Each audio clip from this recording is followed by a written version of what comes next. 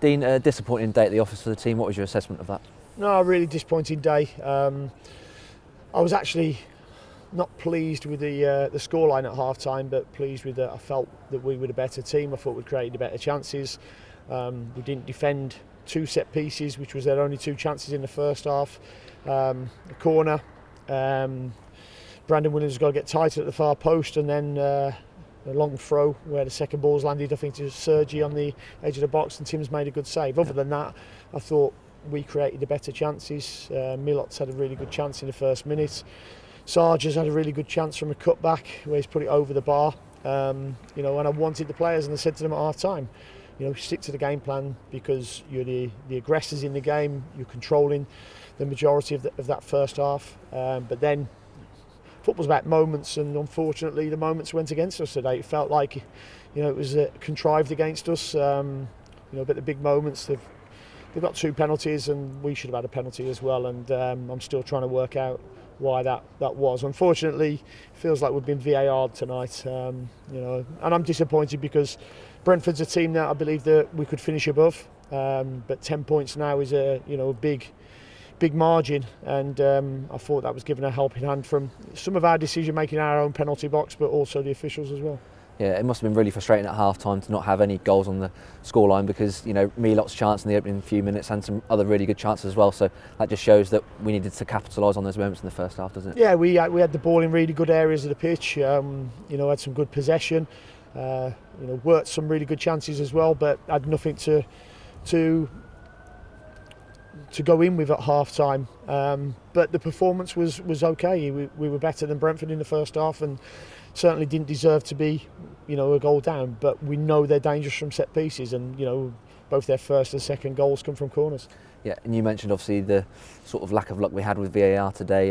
The 2 sort of penalties in the second half were key in sort of swinging the momentum in Brentford's favour, so what are your thoughts on those 2? Yeah, I mean, football's about moments. We're subjected, unfortunately, to this word subjective, whether it's clear and obvious. Referee hasn't seen Ben Gibson's high foot. Yes, it's high. I can't deny it's not high. But we've just had an incident a minute earlier, which is a penalty. And Mbeumo is trying to get the ball, and he goes through Brandon Williams to get the ball. How that's not clear and obvious, I don't know. And then the third one is a poor decision from Gibbo again. He's gone to ground, but he doesn't actually touch Ivan Toney. Ivan Toney ends up putting his foot across him. For John Brooks, I think it might have been VAR, doesn't get involved. So, listen, I'm standing there 3-0 down and thinking, how has that happened? There was that big moment, the penalty for Brandon. That's our opportunity to get back to 1-1, and who knows what happens then. I would certainly fancy our chances of winning the game. Yeah, just a couple on players who missed out today. Lucas Rupp, was that a case of the knock that he had from the Liverpool game in the week? Yeah, no, Lucas needed to come off against Liverpool. We were just about to get him off before he scored. And because he'd scored, we wanted to maybe keep him on, but he said no, he had to come off, and he just hasn't recovered, obviously, from his first 75 minutes for a while. Yeah, and Sam Byram today starting at right back in a Premier League game, I think only the second time this season. Was there an issue with Max there injury-wise, or just purely selection? Yeah, a little bit of selection, but Brandon and Max had not trained all week. Both had injuries, and I didn't want to risk by both players with question marks going into the game. So I thought, with Dimmy being tired after the Liverpool game, I thought Brandon was the best one to go in there, and I think Sam's performance has been really good.